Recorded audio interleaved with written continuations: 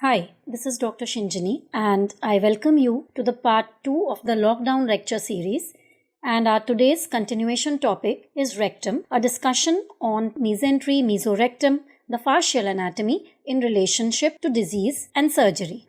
So after having discussed the peritoneum rather extensively, let us focus attention onto the mesentery. So the concept of mesentery has undergone a radical change from what was understood in the past to now the present. Mesentery basically by definition means middle, and therefore we have already seen the definition as a double fold of peritoneum or a double layered peritoneum into which move in and out the lymphovascular and the neuronal networks. Now, the new classification of mesentery as a separate bulky organ says that the mesentery is a continuous organ, the origin of which is at the level of the superior mesenteric root, that is the duodenojejunal flexure, and this continues down till the rectum. So you can say that the mesentery starts from the superior mesenteric root region, fans out to span the entire intestine from the level of the duodenum to the rectum. So this is actually in contrast to the previous theory of mesentery, which defined mesentery as being fragmented. So now you must understand that the first observation that the mesentery was continuous came from an observational study of patients who underwent the surgery of total mesocolic excision. In this surgery, the entire mesocolon is detached from the posterior abdominal wall, and the observations that were there was that the mesentery is a continuous organ. Now, to identify this mesentery and understand that it is actually continuous and is not having different parts, we have to divide the peritoneum in such a manner that we get into the plane between the mesentery and the fascia which lies under it. So, when the mesentery is dissected away from the retroperitoneal fascia, the mesentery then emerges as a distinct continuous entity, and this process can be done as a continuous process from the level of the duodenum to the rectum, which reveals its continuity. So basically the first person to observe that the mesentery was continuous was actually Leonardo da Vinci, and he drew a diagram of the mesentery which is shown in this figure now, and in this diagram the mesentery appeared to converge centrally. After this, another great surgeon by the name of Tolt, from which the word Tolt's fascia is derived, identified the mesentery associated with the ascending and the descending colon, and also showed that these structures were just flattened against the posterior abdominal wall. However, you could separate them easily. His findings were largely refuted, and another surgeon by the name of Sir Frederick Treves' findings were that the mesentery is fragmented. So, Treves' findings were largely accepted by the surgical and the medical community till a few years back, when the mesentery is now established as a continuous organ again. The photograph here shows the different parts of the mesentery as perceived by Sir Frederick Treves, and this was what was followed throughout the century until lately in 2016-17. Another brilliant surgeon by the name of Dr. Caffey came up with the idea of the mesenteric continuity. In fact, Dr. Caffey, during his surgical dissections, revealed that the mesentery is a continuous organ, as is seen by this slide now. You can see from this image that the mesentery is continuous from top near the DJ flexure to the rectum. The mesentery may not hang or may not be extensible in all places. For example, near the ileum, near the transverse colon, near the sigmoid, you can see that it is, loose and flappy, but at other places it is snug but always present. In the areas of the junction between the flappy and the non-flappy areas, the mesentery is still continuous, and these can be identified as areas of certain confluences. Remember that nature is very kind and very charismatic, and if you see, the nature has placed the flappy part of the mesentery, and next to it is the part that is snugly adherent, or not adherent, rather snugly placed against the posterior abdominal wall. So this gives the organs of the gut a certain stability, otherwise they would really undergo malrotation, torsion, etc. So if you see the ileum, which has a loose mesentery, this is next to the cecum and the descending colon, which is closely applied to the posterior abdominal wall.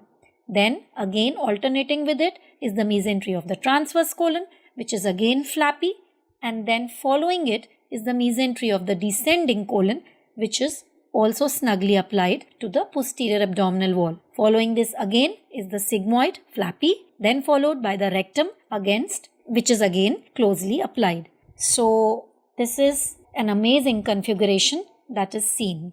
So now remember that we understand the peritoneum as a continuous organ, the mesenteric organ, which is enclosed in some parts by the peritoneum and in some parts not by the peritoneum also, is again a continuous organ, and the fascial sheet, which is below the mesentery, also has a continuity. The mesenteric, peritoneal and fascial continuity are confirmed in the Visible Human project recently. This provides cross-sectional photographs of the human anatomy without alteration, and these correspond to the CT images. So this is the article in which, or the news in which, mesentery was classified as the newest organ, and in the next slide we can see Dr. Coffey, and he was the one who has re-established the continuity of the mesentery.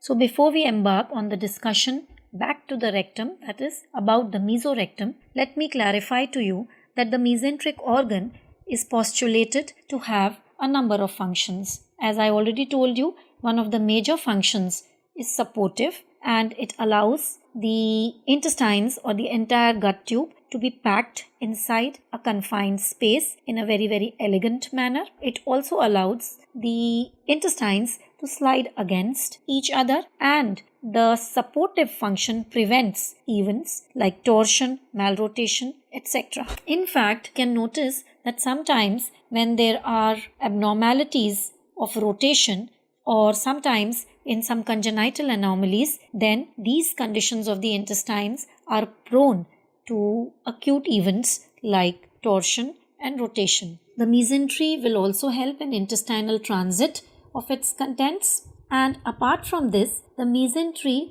is a big organ responsible for the local immune system of the gut. So the mesenteric nodes will sample the bacterial components derived from the intestine and regulate the intestinal immune response. Now the mesenteric epithelium or the mesothelium is the single largest expanse of mesothelium in the body. So the mesenteric mesothelium is nothing but the peritoneum. We also know that nerves supplying the viscera or the intestine, the postganglionic nerves, move out from the intestine to reach the 3 abdominal ganglia, and the overall intestinal function, homeostasis, etc. will now be regulated by this so-called enteric nervous system, which moves through the mesentery. As I already told you, there are many pathologies which can be associated with the mesentery. For example, volvulus, internal herniations, vascular mesenteropathies, etc. Since the mesentery has the largest amount of fat in the abdominopelvic cavity, and because the fact that visceral adiposity contributes to the metabolic syndrome, to diabetes mellitus, so the mesentery also plays a large role in the pathogenesis of these diseases. There is much more to this, but now for the time being, this much is enough regarding the functions of the mesentery. So now coming to the mesorectum proper. Now there is a large controversy with regards to the so-called terminology, the mesorectum, but the mesorectum is basically defined as that area which surrounds the rectum, contains the perirectal fatty tissue in which pass the lymphovascular bundles as well as the nerves. This extends almost all around the rectum, and almost it is as if the rectum sits in a cocoon formed by the mesorectum. It is important to remember that the mesorectal envelope, that is, this envelope of the perirectal fatty tissue, acts as a thick cushion and is mainly present in larger amounts on the posterior aspect of the rectum and the lateral aspects. We will see in detail about this shortly. So now let us discuss the the controversy which is involved with the use of the term mesorectum. Now, if we go by strict anatomy, then the term mesentery actually means a double fold of peritoneum which will suspend the gut against the posterior abdominal wall. The function of this mesentery mainly is to support the gut, to keep it confined within the abdominal cavity or the abdominopelvic cavity, and also this mesentery serves to allow the passage of the lymphovascular channels and the nerves to supply the gut. Now, if we go by this classical concept of mesentery, then we already know that the rectum, for most of its part, is retroperitoneal. Only the upper 1/3 has peritoneum covering it, and therefore the word mesorectum will not fit into this definition. There are people who argue that the term mesorectum should be removed because it does not come under the strict criteria of the mesentery. They also argue that the fat which surrounds the rectum and into which pass the lymphovascular channels and the nerves from the lateral side, this tissue or the so-called mesorectum is actually derived from a condensation of the endopelvic fascia. Now, this condensation of the endopelvic fascia, they say, is derived from the fact that the middle and the distal rectum is derived embryologically from the cloaca and gets its blood supply from the anterior division of the internal iliac artery. Now, if we go by this concept that the endopelvic fascia condenses and forms this envelope around the rectum, and really it envelops it like a cocoon and bathes the rectum with a rich lymphovascular and nerve supply, then we can consider that the people who argue for this are correct. However, there is another school of surgeons and anatomists who feel that the term mesorectum may not be wrong, because for them the meaning of the term mesentery is actually that embryological entity which develops along with the segment of the gut and which envelopes its entire primary blood supply, autonomic nerves and lymphatic drainage. Now, if we go by this concept of embryological anatomy, then we see that the derivatives of the hind gut as well as the mesentery of the hind gut and also the tissue so-called as the mesorectum is derived from the same embryological enlarge of tissue cells, then it may make sense to call this surrounding tissue of fat around the rectum as the so-called mesorectum. For us, in order to understand this clearly, we must remember that whichever school of thought we support or we believe in, the primary aim is to perform a justice to the oncological surgeries. And if we just understand that whether we call it as the mesorectum or we don't, but it is important to remove this entire package of fat along with the rectum when we are performing a surgery for colorectal cancer. Also, for the gynecologists, it is important to remember that in endometriosis, we sometimes move into this mesorectal plane, that is, we cut through this mesorectal plane to perform the dissection. Also, sometimes we have to meticulously clear the rectum of its surrounding mesorectal fat when we are performing a shaving or we are performing a disc or a segmental resection for endometriosis. So, to put things clearly, according to me, it's just a matter of understanding, and since Dr. Coffey has already pointed out and has dissected the mesentery in its entirety from the duodenum to the rectum, this is also conferred by the same embryological origin. We do not have a doubt that the fat or the perirectal fat which covers the rectum is indeed its so-called mesentery. The important point here for surgeons to understand is that the specimen of rectum which is being taken out for a colorectal cancer must include this entire tube with the surrounding cocoon of tissue, that is the perirectal fat, the so-called mesorectum. In fact, one of the criteria for a good colorectal cancer dissection, or more importantly for a rectal cancer dissection, is to examine the specimen at the end of the surgery, and the specimen should basically be non-tapering. So coning out of the section of the specimen as we go down indicates a poor surgery and therefore a higher chance of recurrence, and you will see this in the coming slide. So look at this specimen. This is the specimen performed through total mesorectal excision, and this is the beauty of this specimen. There is no coning or tapering. You can see the glistening peritoneum which is reflected off from the anterior aspect, that is marking the middle part of the rectum, and you can see the entire mesorectum covered by a shiny looking layer, and also notice that it is a complete cylinder and there is no cone here. So notice the mesorectum, this entire fatty tissue which is covering the rectum. Also notice that the tissue is much more bulkier posteriorly than it is anteriorly. I will show you another specimen which will clarify the matter more beautifully.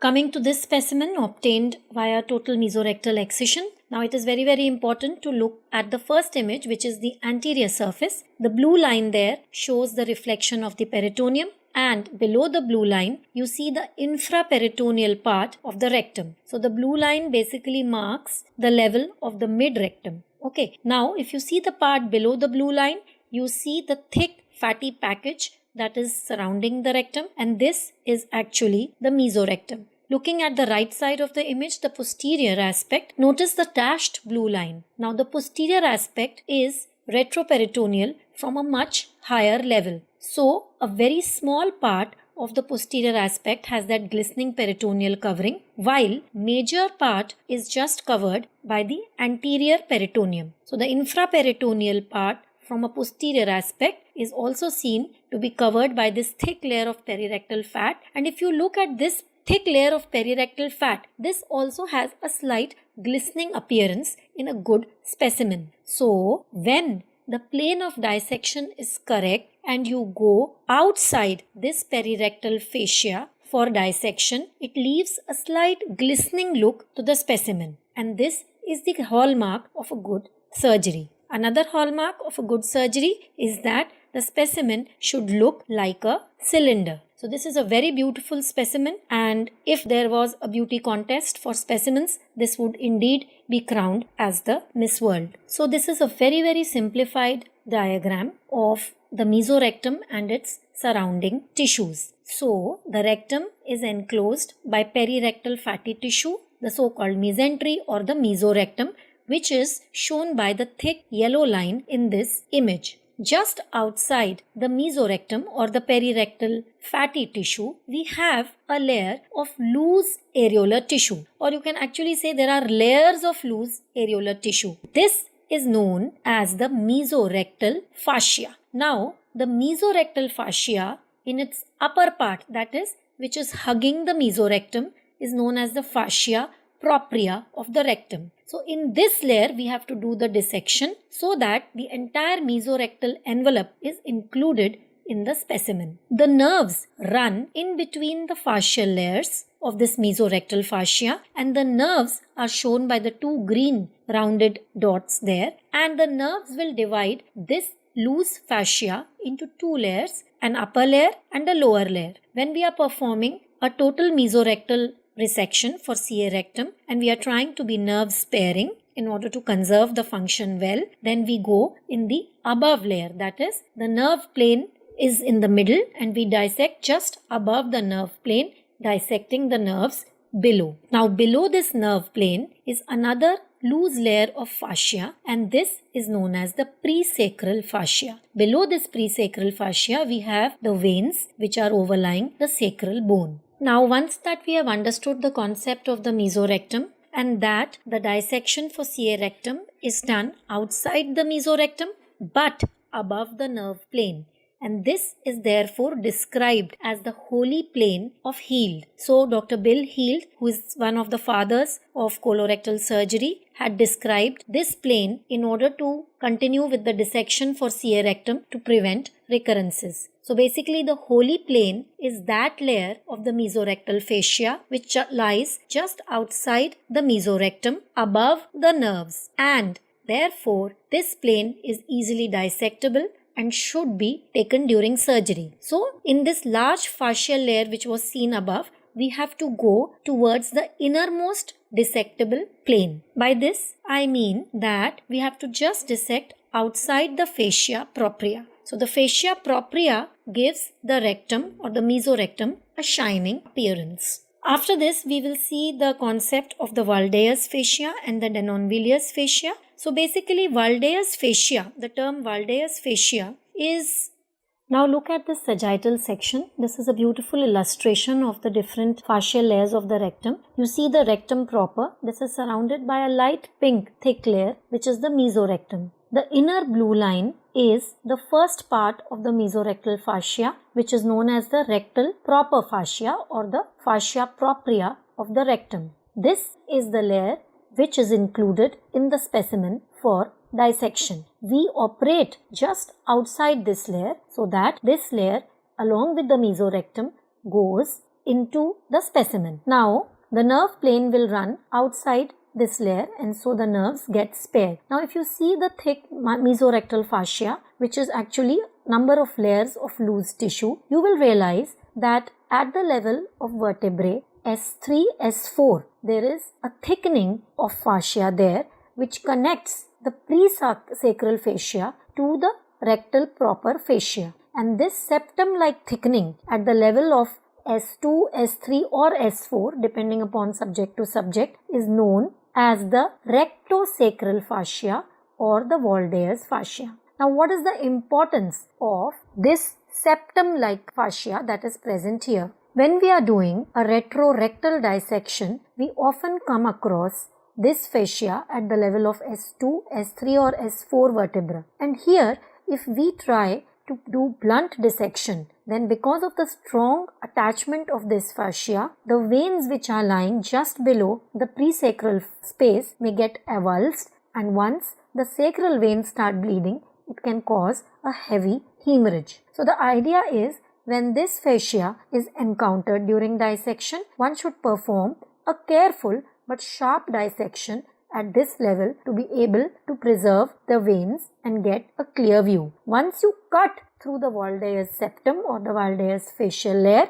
you can again proceed back into the retrorectal space, into the compartment which is below it. So the Valdeus fascia is basically a thickening. It is more like a septum. It divides the retrorectal space into a superior compartment and an inferior compartment. It is important in surgery because careful dissection has to be done here. If a lot of pulling and pushing is done bluntly, it may avulse the veins which are just posterior. So please notice the right hand side of this figure. You will realize the continuity between the mesosigmoid and the mesorectum. This continuity is marked by the dashed black line there. You will also see that how the mesorectum hugs all around the rectum and is most prominent laterally as well as posteriorly. Again notice the right hand side of this figure. On top, the glistening surface is the peritoneum. So that's the peritoneum covering the anterior aspect of the rectum. Notice that the mesorectum is deficient at this level or it is very less at this level. Notice the two bulges on the lateral and the posterior aspect, and this mesorectum is most prominent laterally as well as posteriorly. If you see the left hand side figure, you will notice that this is a side view. You can see the glistening peritoneum which is covering the anterior aspect of the sigmoid above and the first part of the rectum. Notice that the mesorectal layer continues from the mesosigmoid from top and is from behind thick and continuous. Anteriorly, it is most developed near the middle rectal part. Lower down, notice the green tissue which is actually a thickening of the fascia and is known as the Valdeus fascia. A similar anterior counterpart would be the Denonvillus fascia. So, in the anterior part, the Denonvillus fascia will be covering the mesorectal fat below it. In the anterior part of the rectum, the mesorectal fat and the Denonvillus fascia are sometimes very difficult to separate. However, when the dissection is being done for CA rectum, then it is wise to go anterior to the Denonvillus fascia so that the entire mesorectal package is taken into the specimen. Remember that when we are releasing the rectum for endometriosis, we do not move into this Denonvillus fascia immediately.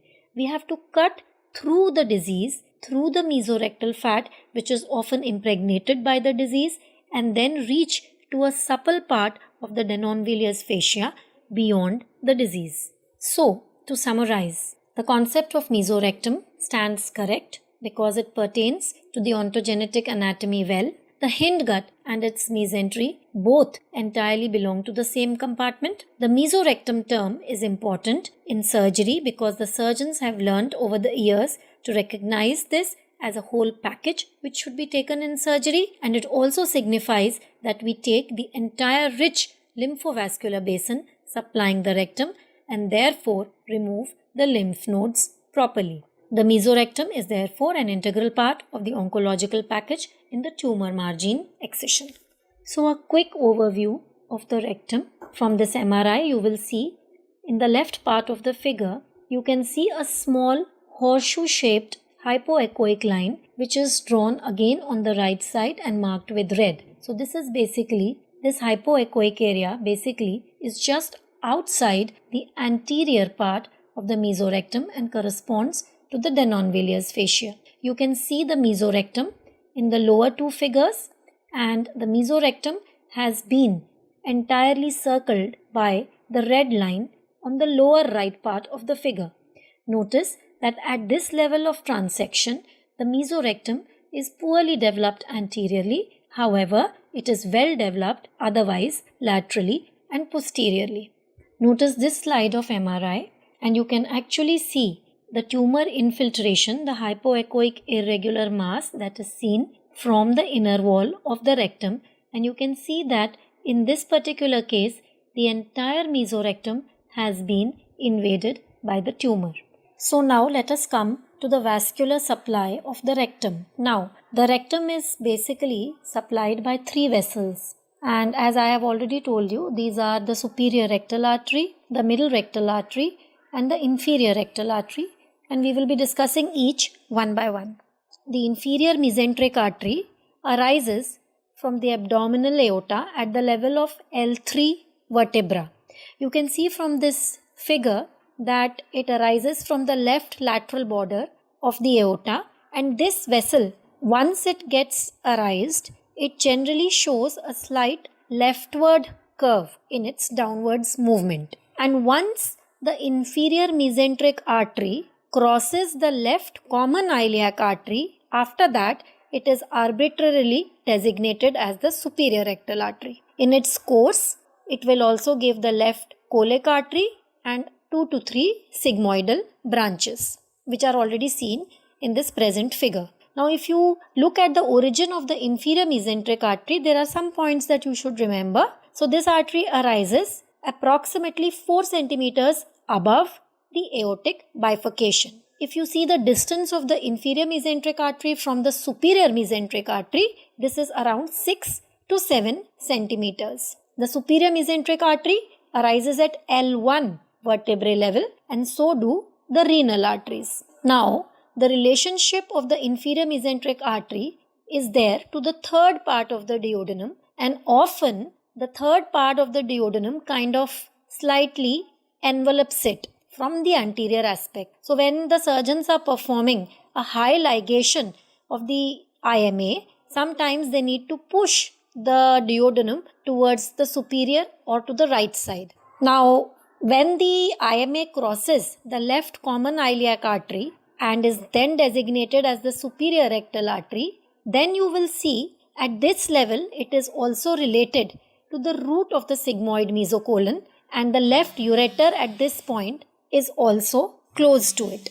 Now notice the movement of the superior rectal artery. It enters the rectum from its posterior aspect. As you know, the first part of the rectum has a peritoneal covering which is deficient posteriorly. That is, it enters the mesentery from posterior aspect, and then it divides into a right branch and a left branch at the level of the S3 vertebra. This will also correspond to the peritoneal reflection at the level of the pouch of Douglas. So, just below this level of the peritoneal reflection, the superior rectal artery gives a right branch and a left branch. It then goes all around the rectum to supply the rectum. Now remember that a major portion of the blood supply of the rectum, that is the dominant blood supply, comes from the superior rectal artery. But we do not underestimate the blood supply of the middle rectal and the inferior rectal divisions. And when we do a ligation of the inferior mesenteric artery, when we are doing a surgery for say rectum, then the supply to the distal stump, even via the middle rectal and the inferior rectal arteries, is quite sufficient to maintain the vascularity. Sometimes even when the lateral ligaments of the rectum are divided and the supply of the middle rectal goes off, the inferior rectal is also able to nourish the stump sufficiently. So now you must also remember that the inferior mesenteric artery is actually half the diameter of the superior mesenteric artery. This is just, mentioning this as a fact. Now we come to the next arterial supply of the rectum, which is the middle rectal artery. Now the middle rectal artery is sometimes very variable in its presence, and its origin also from the anterior division of the internal iliac may not be consistent every time. It may arise from the inferior vesical artery or sometimes even from other arteries of the iliac tree. However, and also sometimes it may be unilateral in position, sometimes may be altogether absent. If present, it generally moves into the lateral ligament of the rectum. Now coming to the third supply, which is the inferior rectal artery. Now the inferior rectal artery is actually a branch of the continuation of the anterior division of the iliac artery, which is the internal pudendal artery. Now the inferior rectal branch is given at the level of the Alcock's canal, and this then goes to supply the internal anal sphincter and the external anal sphincter. So the inferior rectal branches from the left and the right side circle around the lower part of the rectum and the anastomose with each other. One area of interest here is that in the lowest part of the rectum, the dorsocaudal part of the rectum, there is a small patch of rectum which relatively has a lesser blood supply, and this is the part which is important for oncologists because this is the only part of the rectum that is quite vulnerable to anastomotic leaks. So we should know this slightly avascular part of the rectum, which is in the dorsocaudal area of the lower rectum. So apart from this, sometimes the middle sacral artery also gives off small branches to the posterior rectum, and this may be sometimes important because when we are going in the retrorectal plane, this may get avulsed at time to cause some amount of bleeding, and we have to be careful here. So this is about the vascular supply of the rectum, and you can see this next slide which is coming up now to show what I just said. So at this juncture, I will end this part 2 of the talk, which has actually covered a lot about the peritoneum in general, about the female pelvic peritoneum as a special reference, and has also covered about the fascial layers of the rectum with the particular consideration towards the mesorectum. We have also seen the vascular supply of the rectum in this talk. Since this talk has already become too long, I will end this talk with the blood supply of the rectum. In the last part or part 3 of the rectal lecture, we will see the nerve supply, especially in relationship to the pelvic plexus, the nerve supply of the rectum, and then we will quickly go through some videos which will be of practical importance. So these videos will be probably on how to develop the retrorectal plane, how to identify the nerves, and by which maneuvers and movements we can go into the holy plane and spare the nerves. We will also see probably one video of endometriosis with a discoid excision of the rectum, one video of a retrorectal tumor dissection of that, and if I can find one, I will also try and put a video of let us say a rectal injury and how it was managed. So that will cover the complication part of the surgery also. Again, at the end, I would like to make this disclosure that the presentation which has been just made by me is not the part of any curriculum. This is just the way I have understood it, and therefore I have digressed at various points because I feel that unless you know those facts about the peritoneum, the mesentery, etc., to suddenly understand the mesorectum all of a sudden won't be a easy issue. So thank you and I will be posting part 3 of this talk in the next couple of days.